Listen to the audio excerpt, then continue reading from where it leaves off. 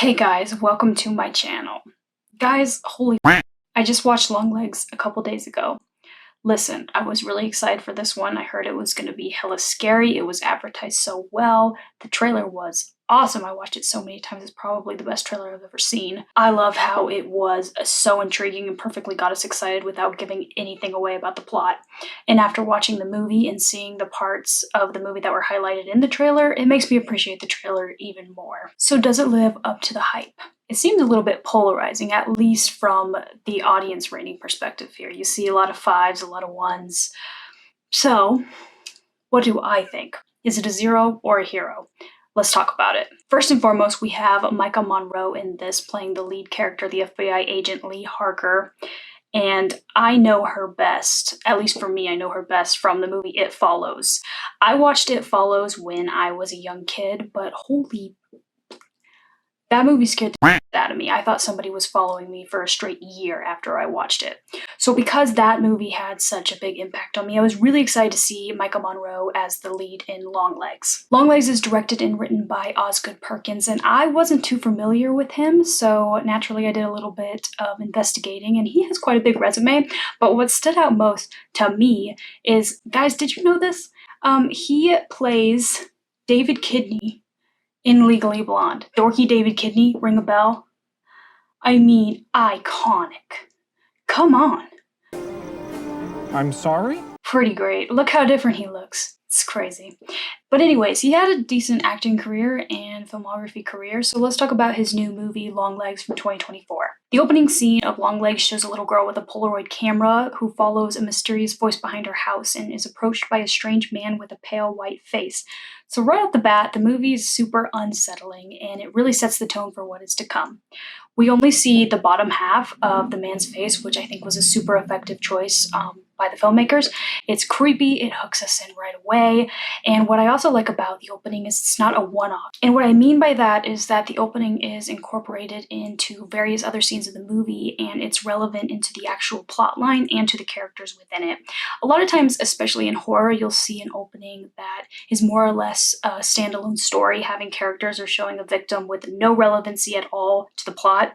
Longlegs is different, and that's part of the reason why I think the opening is so effective. So we then jump 20 years later, and we're introduced to Lee, the FBI agent who is assigned to the decades-spanning case of a series of brutal murder-suicides. In each incident, the father murdered his wife and children before taking his own life, and left at the crime scene is a letter with cryptic satanic coding that is signed with the words Longlegs. Throughout the movie, there's kind of this somber, dark feeling. I think that the moody coloring, including the dark oak wood in many of the movie's setting, definitely emulates the feel of the 90s.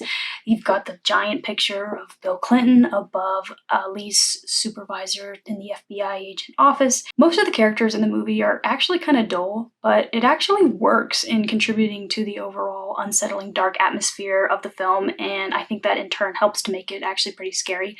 There are some scary moments in this film. While it's not as scary as I thought it was going to be, just saying, there's a part, I'll just say, flipping through Polaroids, yeah, almost my pants. Another thing I'll point out is Longlegs, played by Nicolas Cage, is a definite standout in this. His portrayal of the character is so unsettling. You'll find out, or you probably already found out, unsettling is the buzzword for describing this film, but that truly is the feeling you get when you watch it, an unsettling feeling. But the inflections in Longlegs' voice, the white, pale, botched look, and then kind of his satanic antics really make him an effective antagonist, and I'd say quite a unique villain. His face almost reminds me of like a 80s glam hairband rocker who is like now in his 80s or 90s, who had just way too much Botox and way too much filler. So he's got kind of a unique look. So we find out that Longlegs is actually a doll maker, and the dolls that he makes have a metal orb placed in the head that have some sort of satanic powers. Essentially, the dolls are the ones that are actually behind the acts of violence and activate once they're brought into the family's home. And they're brought into the family's home by means of a gift from a nun from the church. Once inside the house, the possession or the hypnosis takes place. All right, full stop. Here's my first grapple with the movie. The dolls don't make much sense, at least not to me. They don't dive into how they possess, why they possess upon entering the house, or give any detail on the metal orbs, which is essentially the crux of the possession. And let's back up even more. Why the f*** are these people letting a stranger who has almost a life-size box claiming they have a gift for them into their home in the first place? And further, when they open the box and see that the doll is an exact replica of their child, why are they not like, absolutely not?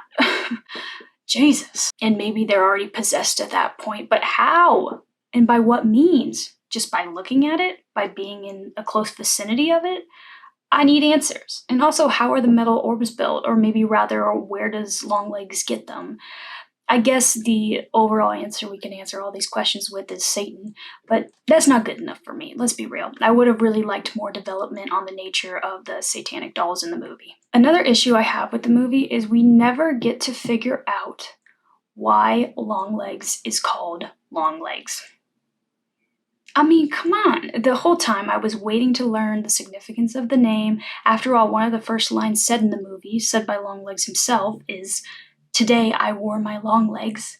But come to find out, not only do we not learn why he is called Longlegs, Osgood Perkins explained that there is actually no meaning to the name. I found this interview where he gets asked this question. Just watch what he says. Let's watch it together. Roll the clip. A little more of a simple, straightforward question, but why the name Longlegs? How did you settle on that? It's just, it has, I don't know if it has meaning or not. It doesn't have meaning. I like words, and it's a good word. It sounds good. It sounds sort of scary, but also sort of fun. It sounds It sounds like 70s to me. It sounds like something that maybe like Robert Plant would have sung, like in a Zeppelin song. Like it has like an old pinup quality to it. Like it invokes a certain time, I suppose.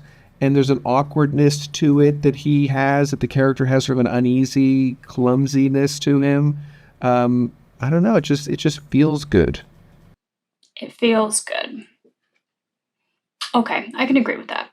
Is the name cool? Yeah. Is the name eerie? Yeah. Does everything in a movie have to have meaning or significance? No. But this is quite literally the title of the movie, the most unsettling character I've ever seen in a long time, the villain of the movie, and you're gonna tell me that he called him this because it sounds good? I don't know. Just my opinion, but I find it a little lazy, and I think they could have explored this a little bit more. So the movie ends in a cliffhanger, which I actually like. I think there's more to explore in this satanic Longlegs universe, so to say, especially pertaining to the dolls, because how the movie leaves it, I think a sequel could really answer some of the questions that I said before about the nature of the dolls and the unique metal orbs, so we'll see if this continues or not.